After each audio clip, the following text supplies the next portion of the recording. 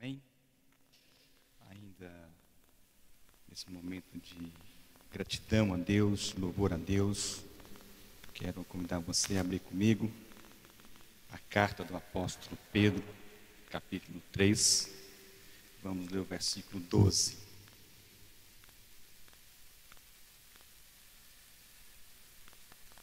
Primeira carta do apóstolo Pedro, capítulo 3. Vamos ler o versículo 12. Amém? À medida que os irmãos forem achando, se coloquem em pé para a gente fazer a leitura das Escrituras.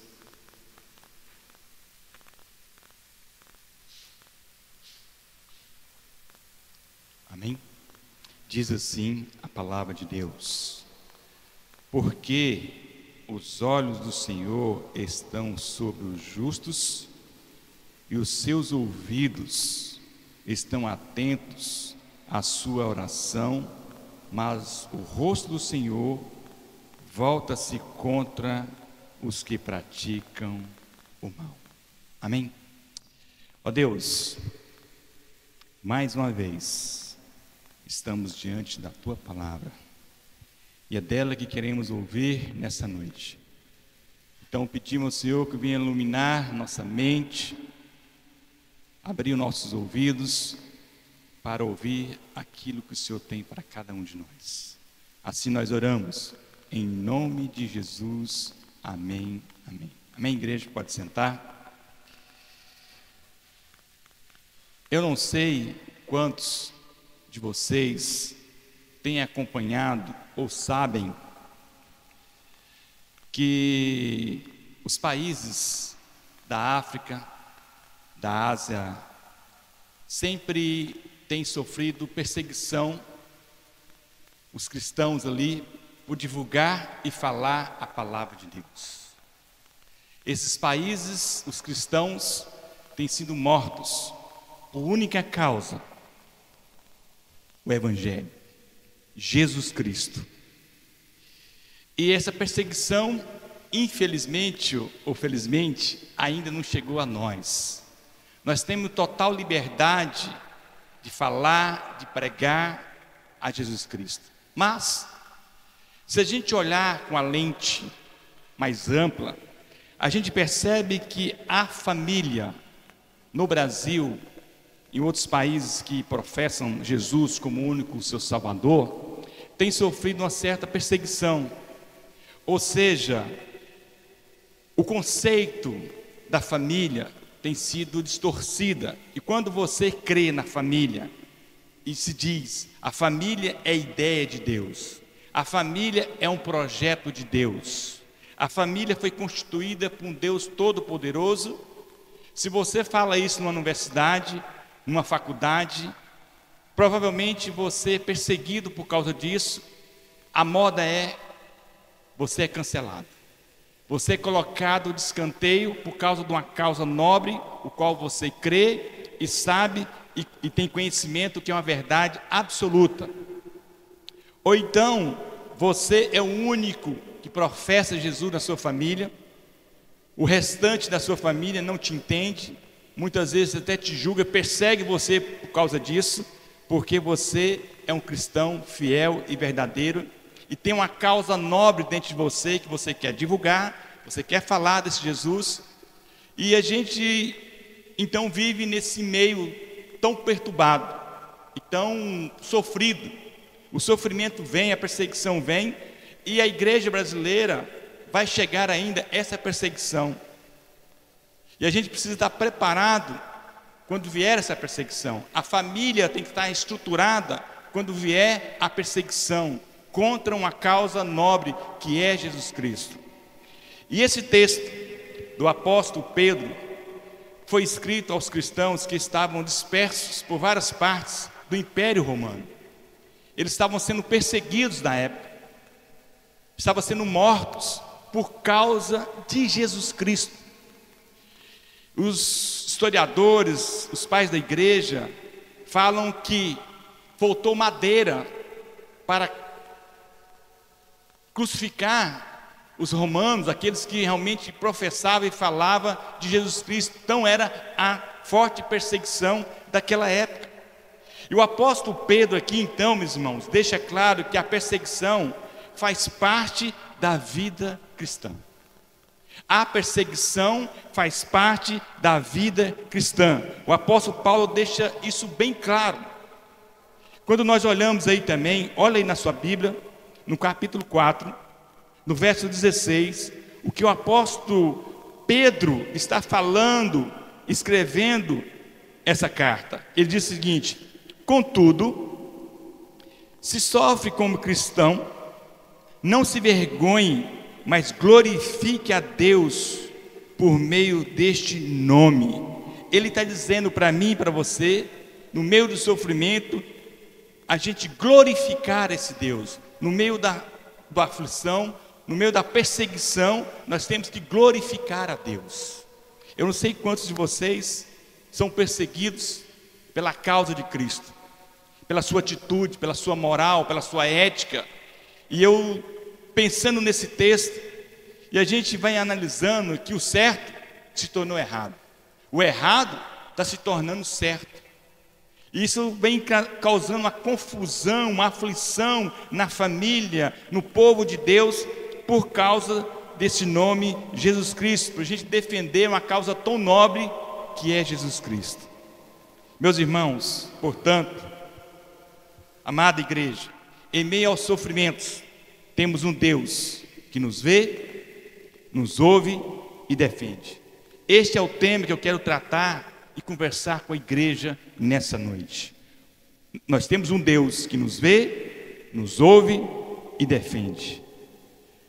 Quando a gente percebe isso, que nós temos um Deus que nos ouve, a gente crê mais e vive um evangelho, independentemente de circunstâncias, se vem a perseguição, se não vem, mas eu e você, nós temos essa garantia que Deus está vendo tudo. Então, o primeiro ponto, irmãos, que eu quero tratar aqui com você, o Deus que nos vê. Olha aí no versículo 12, a parte A, que o texto, que o apóstolo Pedro está falando para mim e para você e para nós e para toda a igreja. Porque os olhos do Senhor estão sobre os justos. Irmãos, um dos pensamentos mais comuns diante do sofrimento e do perigo, da aflição e da dor, é que Deus não está vendo. Quando a gente sofre perseguição, está numa luta, numa tribulação por causa do nome de Cristo, o primeiro pensamento que vem na minha mente, no seu coração e no nosso coração: será que Deus está nesse negócio? Será que Deus está nessa perseguição? Será que Deus está vendo o nosso sofrimento, a nossa aflição? Se a gente olhar nos evangelhos, em toda a Bíblia, nós vamos ver exemplo de homens, pessoas que estavam passando por sofrimento, por perigo, por aflição, por medo, e Jesus o acudiu. Exemplo, quando nós olhamos os discípulos de Jesus, narrado no evangelho de Marcos, capítulo 4, versículo 35, 36, 37, 38, quando Jesus estava cansado, exausto, ele tinha feito muitos milagres, multiplicação dos pães, e ele então fala para os seus discípulos: vamos para outra margem, vamos passar para outro lugar. E assim eles entraram no barco. De repente houve um vento tão forte que começou a balançar o barco. Os discípulos ficaram apavorados, a ponto deles acordarem Jesus e dizer para Jesus: Jesus, o Senhor não está vendo o que está acontecendo? Nós estamos perecendo. E Jesus: sim, eu estou vendo. Jesus então, com a sua autoridade máxima, repreende o vento, emudece o mar.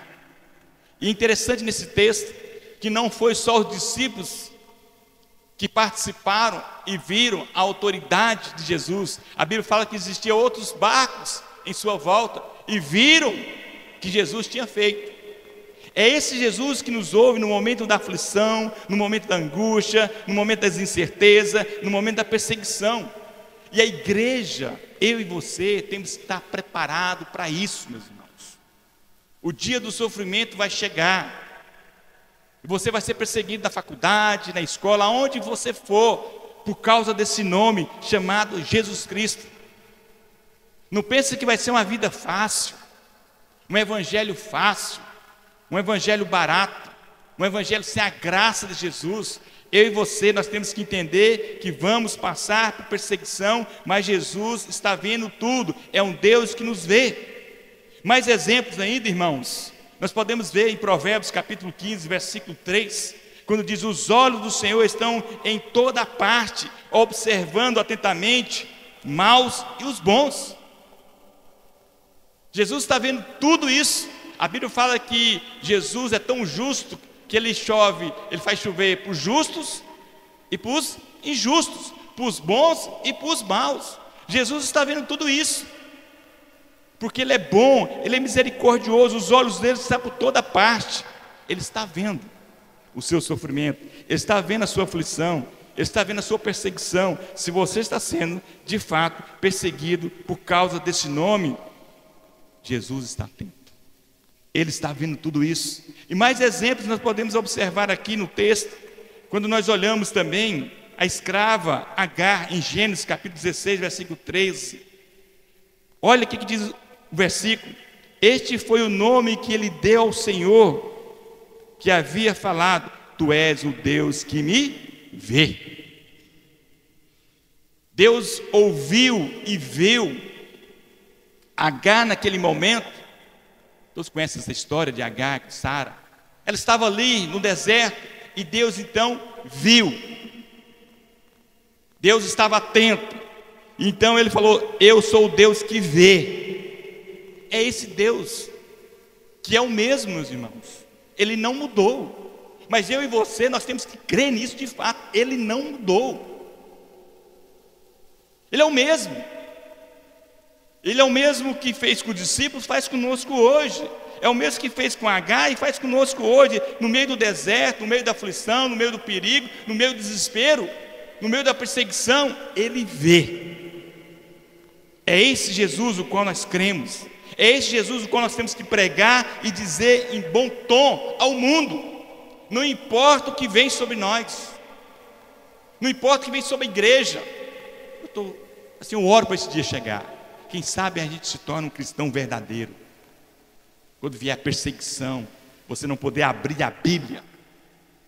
Por isso, irmãos, que os missionários, Deus tem chamado homens e mulheres para ir, para pregar o Evangelho em vários países que não creem em Jesus, estão sendo perseguidos, estão sendo mortos, cristãos que estão pagando preço por causa nobre, por causa de Jesus. E nós aqui temos toda a liberdade de falar, de entrar, entre aspas. Diz que nós somos um país laico, mas muitas vezes nós somos abafados, perseguidos por causa desse nome chamado Jesus Cristo.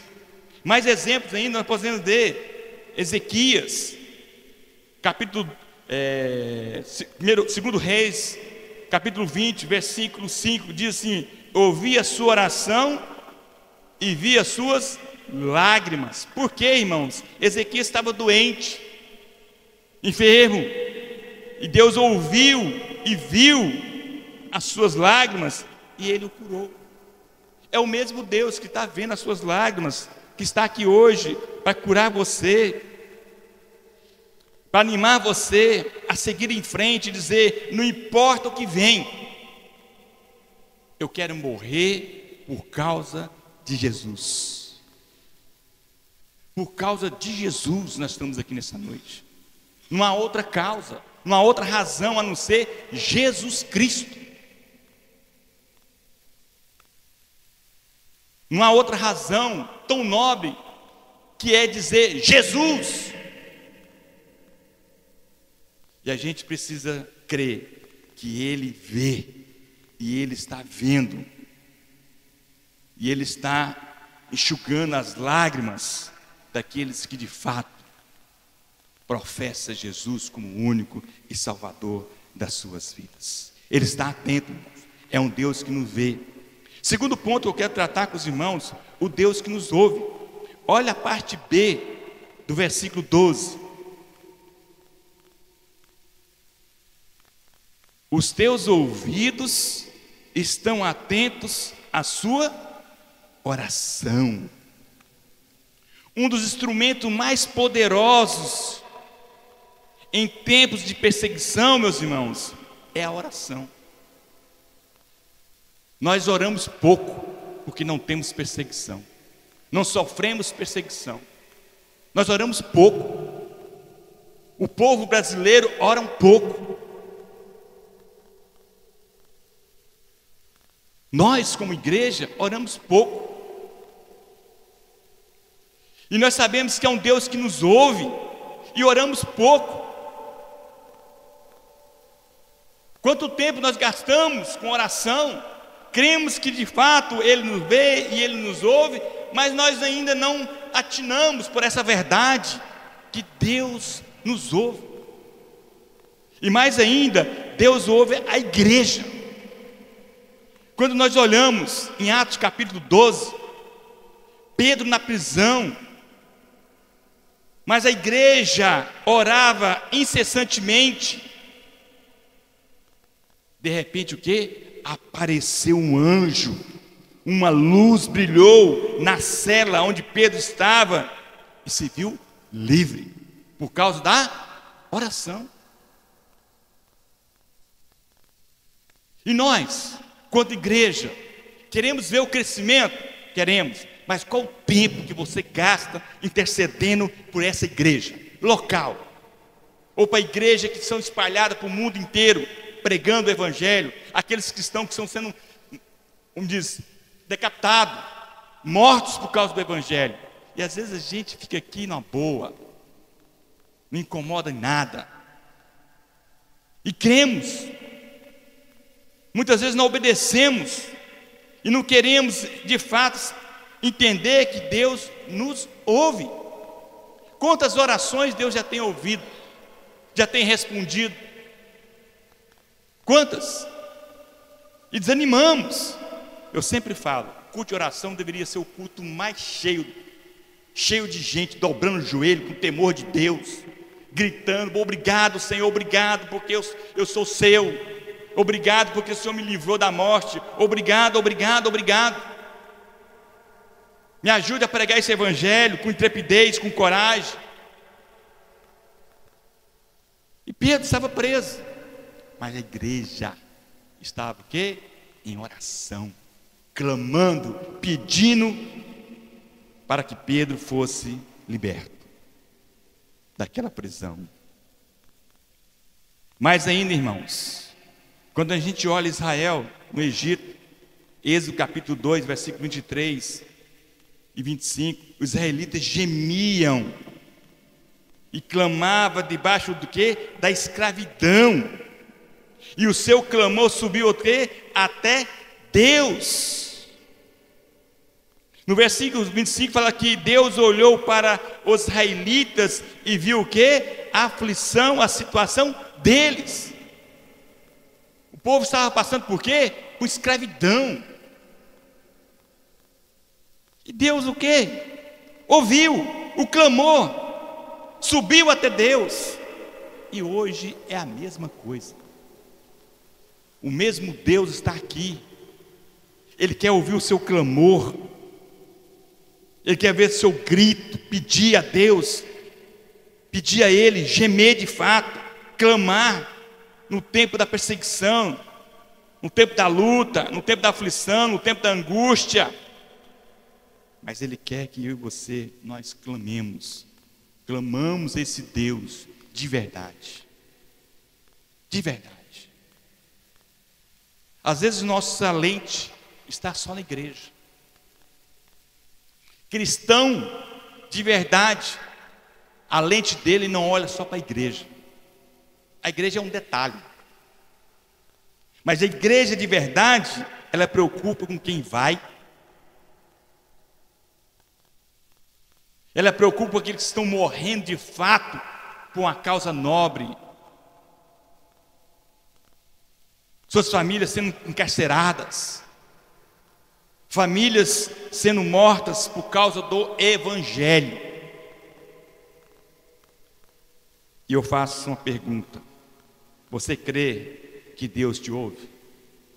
Você crê que Deus está atento ao seu clamor, como aqui o povo do Egito, debaixo de uma escravidão, Deus ouviu, subiu a Deus. E eu faço uma pergunta: você é crente de verdade? Você é um cristão de verdade? Um cristão de verdade ora pela divulgação da palavra de Deus. Não ora para si: eu quero isso, eu quero aquilo, o Deus do Dadá. O cristão de verdade ora: Senhor, abençoa aquele missionário que está lá na África, está lá na Ásia, sofrendo, morrendo por Cristo. E eu aqui tenho meu trabalho, tenho meu salário, tenho minha coberta, tenho meu travesseiro, tenho a minha casa, tenho a minha esposa, tenho meus filhos. Muito bom. Mas e aqueles que estão lá morrendo por causa de Jesus Cristo? A pergunta é, você como igreja tem orado pelos missionários? Para a família dos missionários? Quanto tempo você gasta de joelho orando por um missionário que foi lá, abandonou tudo, largou conforto, segurança, paz? Vocês ainda não entendem o que é uma vida de um missionário. A igreja precisa entender o que é uma vida do missionário, o que é um sofrimento do missionário. Não só em questão de segurança, porque a segurança é em Deus, mas a angústia, a alma, às vezes fica borbulhando, dá vontade de desistir, dá vontade de chutar o balde, dá vontade de mandar a mulher embora, dá vontade de mandar os filhos embora, os filhos dá vontade de mandar o pai embora. Por isso que a igreja tem que estar em oração, em clamor, e saber que Deus nos ouve, meus irmãos. Quando nós olhamos também em Josué 10:12, no dia em que o Senhor entregou os amorreus aos israelitas, Josué o quê? Clamou ao Senhor na presença de quem? De Israel. Ele clamou, agradeceu na presença de Israel, porque Deus ouviu o seu clamor, Deus ouviu a sua oração. São promessas, irmãos, que são respondidas e ouvidas. Olha também um exemplo também em Jeremias. Esse todo mundo tem que conhecer. Se você não conhece, você tem que conhecer. Se você lê a Bíblia, você deparou com esse texto. Jeremias 33:3, o que fala? Clame a mim e eu te responderei a vocês coisas grandiosas, insondáveis, que você não conhece. Irmãos, olha a promessa de Deus para mim e para você, para eu acreditar, para você acreditar que Deus nos ouve. Jeremias experimentou isso: clame a mim, eu te responderei a vocês coisas grandiosas, insondáveis, que você não sabe ainda, nem conhece. Nós temos que clamar, nós temos que clamar a Deus. Clamar a Deus. Problema, todos nós aqui temos. Se eu for contar meus problemas, você vai chorar junto comigo, com certeza. E se você contar os seus para mim, eu vou chorar com você. A Bíblia fala: alegrar com os que se alegram e chorar com os que choram. Mas quanto tempo você tem gastado para orar pelo seu pastor da igreja? Quanto tempo você tem orado para a família do pastor? Nós estamos no meio da família. Mas essa semana, quanto tempo você gastou de joelho, igreja? Quanto tempo orando, clamando? É o dia da família. Bonito. Maio é o dia da família. Dia 13 de maio, dia 10 de maio, dia do missionário. Mas de lá para cá, você fez uma oração com um missionário? Está aqui, ó. Bruno, né, que é um missionário. Vocês oraram pelo Bruno? Vocês não creem que um Deus que ouve? Nós não cremos que um Deus que ouve? Nós não cremos que ele vai ser enviado e lá vai ganhar muitas famílias para se render a Cristo? Não por sua vontade, nem pela sua oração, é porque aqui ele ouve. Mas você tem clamado? Você tem realmente derramado diante de Deus? Você pode dizer: a esse Deus. E mais ainda, irmãos, no Salmo 50, versículo 15, diz o seguinte: clame a mim no dia o quê? Da angústia, e eu livrarei, e você me honrará. Nós temos vários exemplos. Não vamos longe, não. Não vamos longe, não. Quanto tempo, quantos dias que Deus tem livrado você de tantas coisas que você nem sabe. Você não tem nem imaginação. Nem cabe na sua mente. Não há HD de computador que cabe isso. Tantos livramentos que Deus tem nos dado, irmãos. Tantos. Mas a gente precisa crer que nós temos um Deus que nos vê, um Deus que nos ouve e um Deus que está atento às nossas orações, à minha oração, o clamor da igreja. Eu até vou dizer uma coisa aqui para vocês. Não me leve mal. Se você não é uma pessoa que ora, não é uma pessoa que lê a Bíblia, não tem intimidade com essa palavra, você não é crente. Não me leva mal. Não é um desabafo, é a palavra de Deus.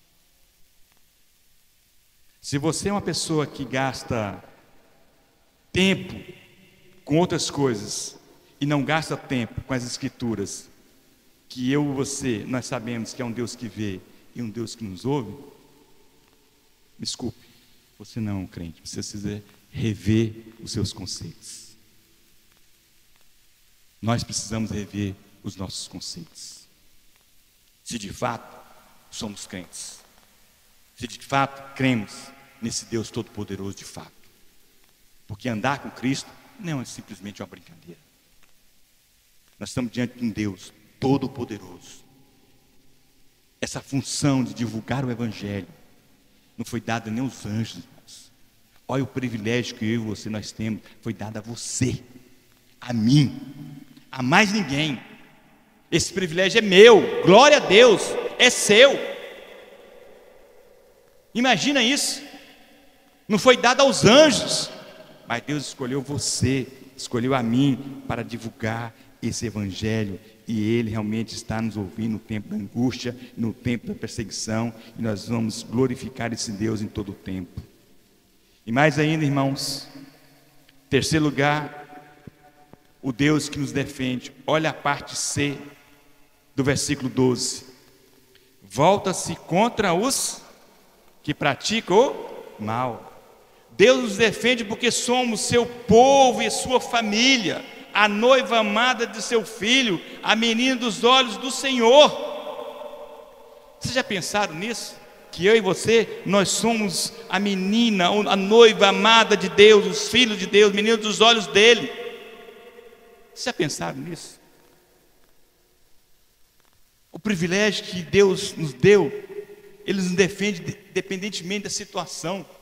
Ele está pronto para nos defender. Eu vi um vídeo essa semana, parece bobinho, mas a gente que crê na Bíblia, crê no poder de Deus, pode ser o mais simples do mundo. Ela mexe conosco e deve mexer com você.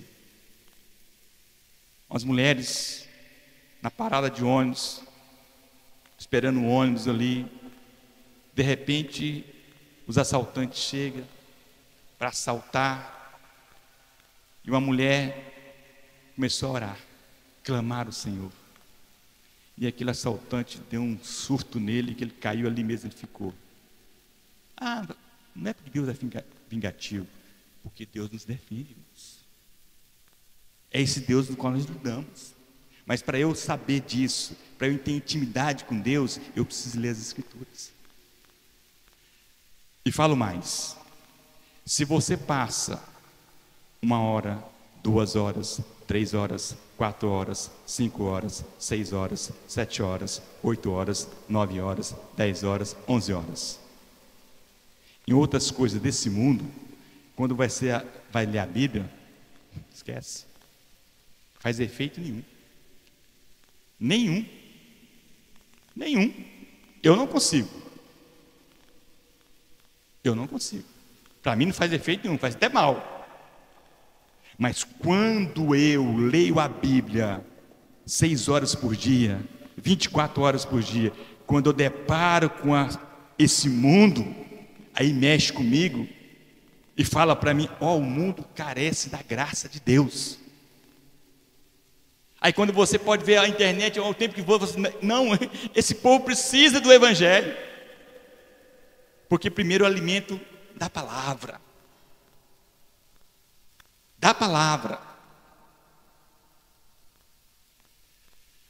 Tem um pastor, graças a Deus, eu tive bons pastores e amigos. Um desses pastores disse para mim uma vez: eu quero que você leia a Bíblia. Você vai colocar a Bíblia. Naquela época não tinha essa modernidade que a gente tem hoje, né? Tão rápido. Você vai colocar a Bíblia, uma revista Isto É, e uma revista Veja, e uma Época. Acho que é isso mesmo. Aí eu fiquei assim: o pastor está louco. Está meio sério na cabeça não. Mas eu vou obedecer. Eu vou obedecer esse pastor. Se ele falou, é um homem de Deus, eu vou experimentar isso então. Comecei a ler a Bíblia, os Evangelhos. Aí eu ia para Isto É. Aí eu vi a desgraça do mundo. Eu percebi a necessidade do mundo. Eu percebia o sofrimento do mundo. Eu comecei a perceber os cristãos sendo mortos por causa de Jesus. Agora, se eu leio a revista Isto É, se eu leio o jornal, se eu leio isso, e vou ler a Bíblia, vai confortar só seu coração. Vai mexer lá com o seu coração, com o seu problema, você vai até chorar. Ai, Senhor, eu sofro mesmo, estou sofrendo, estou passando por isso, Senhor, Senhor. Mas quando você lê a Bíblia e lê outras coisas, Deus mexe no seu interior e na alma. Meu irmão, minha irmã, foi assim durante toda a história da Bíblia. Um Deus que nos vê, um Deus que nos ouve e um Deus que nos defende. E Ele está aqui hoje. Se eu perguntar aqui, está todo mundo passando por um problema. Todos nós. Eu sei os meus. Eu sei os meus. Aonde está doendo? Você sabe o seu. Mas quero dizer a você: crê num Deus que vê. Crê nisso e pratica isso, irmãos. Em nome de Jesus. Crê nesse Deus que está sempre conosco. O que diz lá no Salmo 121? Senhor é meu socorro presente nas tribulações, nas angústias. Ele cuida de mim na minha saída, na minha entrada. Esse Deus que está sempre conosco, Ele é um Deus que nos socorre, que está presente. Mas para eu saber disso, para você saber disso, você tem que ter contato com as Escrituras. Não só ouvir o pastor falar, mas alimentar das Escrituras.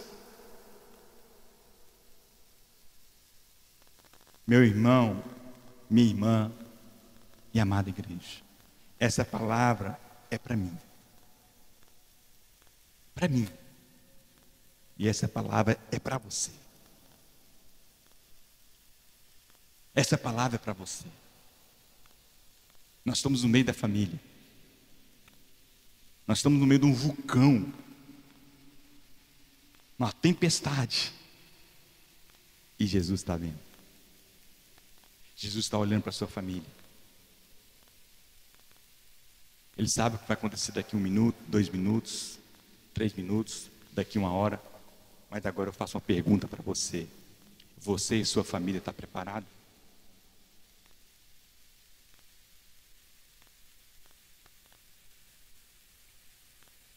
Tem uma história, não vou falar o nome dessa pessoa, porque ela não está aqui, nem ela me autorizou a falar, mas é uma história que eu ouvi. Indo para a igreja. Para a igreja. Como eu e você, nós fazemos todos domingo e quinta-feira só. Está vindo para a igreja. Louvar a Deus, clamar a Deus, ouvir esse Deus que ouve que nos vê e que defende. De repente, vê um carro desgovernado, passa em cima do seu filho e tira a vida do seu filho. Testemunho bonito e lindo. Ela desistiu? Chorou, pode até lembrar. Mas ela glorifica a Deus e ela entendeu a missão. E ela sempre está falando, animando a família. Vai para Deus. Vai servir a Deus. Vai para a igreja. Lá é o lugar. Ela podia ter 1000 razões para revoltar contra Deus. Revoltar contra Deus. Imagina, irmão, você indo para a igreja, louvar a Deus, de repente um carro desgovernado passa, acaba com tudo.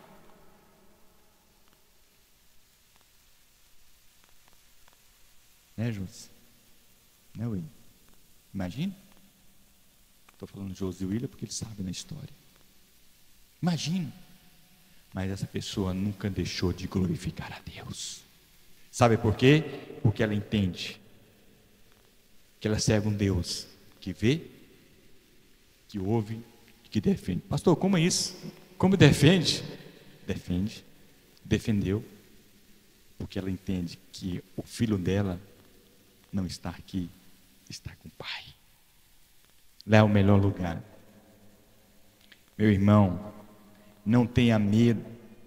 Se a perseguição vier sobre você, sobre a sua família, temos um Deus que nos momentos difíceis nos vê, nos ouve e nos defende.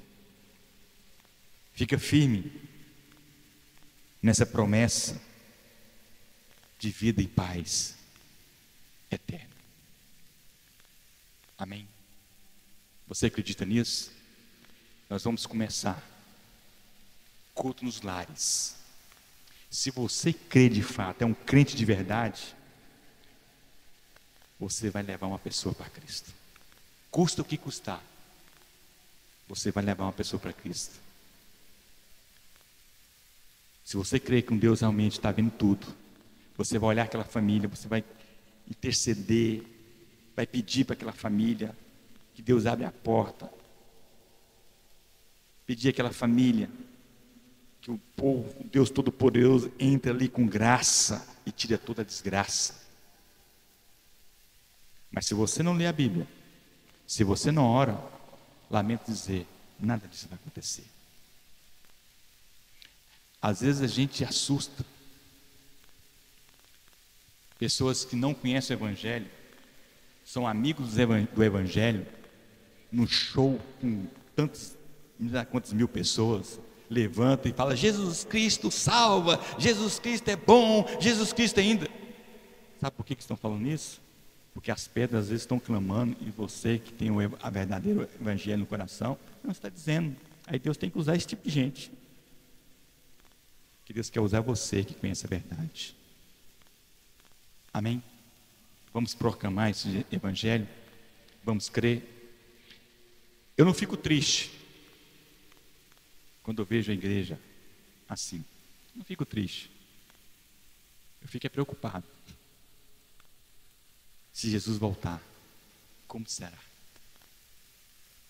Como será? Como será? E quando vier a perseguição, como será? Será que o William vai sair da casa dele com a chave, abrir a igreja?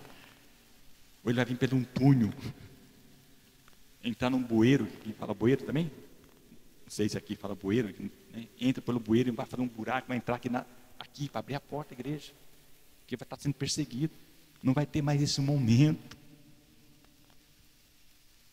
Nós temos todo o tempo, todo momento para adorar a Deus e não fazemos.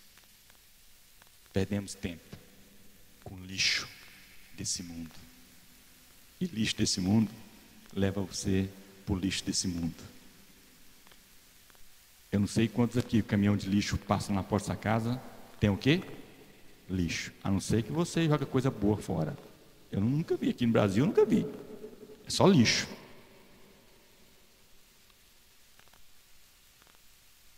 E você? Tem colhido lixo? Ou tem, de fato,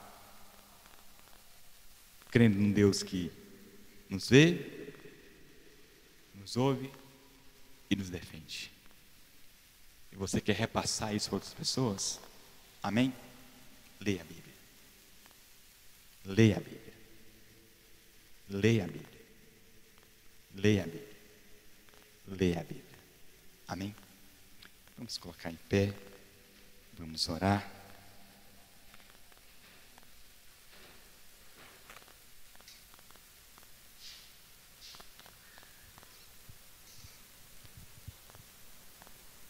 Meu irmão, minha irmã e amada igreja,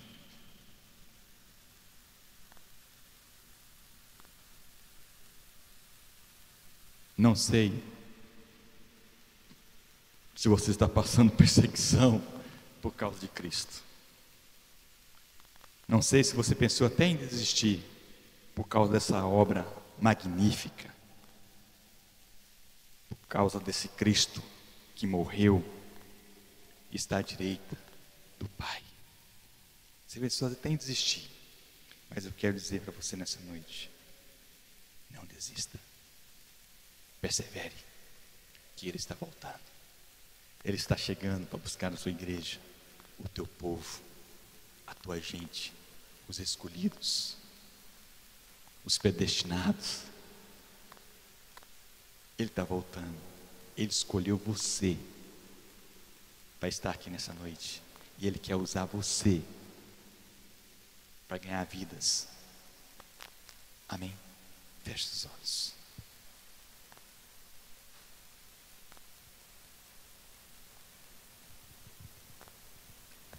Amado e bendito Deus, estamos diante do Senhor e nós pedimos misericórdia. Misericórdia, Senhor, de nós. Nos ajuda, Senhor, custa o que custar, venha o que vier, tempestade, tribulação, perseguição, queremos estar firmes na Tua palavra. Quantas pessoas estão sofrendo, estão aflitas, angustiadas, sem esperança, sem o que comer, sem o que beber, sem o que vestir. Os sonhos foram esmagados. E nós temos aqui a esperança. Nós temos a palavra. E nós sabemos que o Senhor nos ouve, que o Senhor está vendo. Pai, nos ajude, ó Deus, simplesmente divulgar a Tua palavra, o Teu reino, que essa igreja venha crescer em estatura, em graça, gente com fervor, gente com temor, gente com vontade, gente cheia de problemas, mas o Senhor está vendo. O Senhor não veio para os sãos, o Senhor veio para os doentes. Nós estamos aqui porque fomos alcançados pela Tua graça. Usa-nos, Senhor, usa na nossa família, esteja com cada família que veio aqui nessa noite, esteja com cada um de nós. Oh Deus, a perseguição ainda não chegou, Pai, mas quando chegar, ajuda-nos, Senhor, ajuda-nos, Senhor, ajuda-nos, Senhor, a seguir em frente, porque a Tua palavra nos diz que aqueles que perseverar até o fim será salvo. Ajuda-nos, Senhor, a sustentar missionários, homens e mulheres que pagaram o preço de ir. Oh Deus, nos dê condições financeiras, aumenta a nossa fé, oh Deus, aumenta a nossa fé. O Senhor está conosco em todo o tempo. Assim nós oramos, em nome de Jesus Cristo. Amém.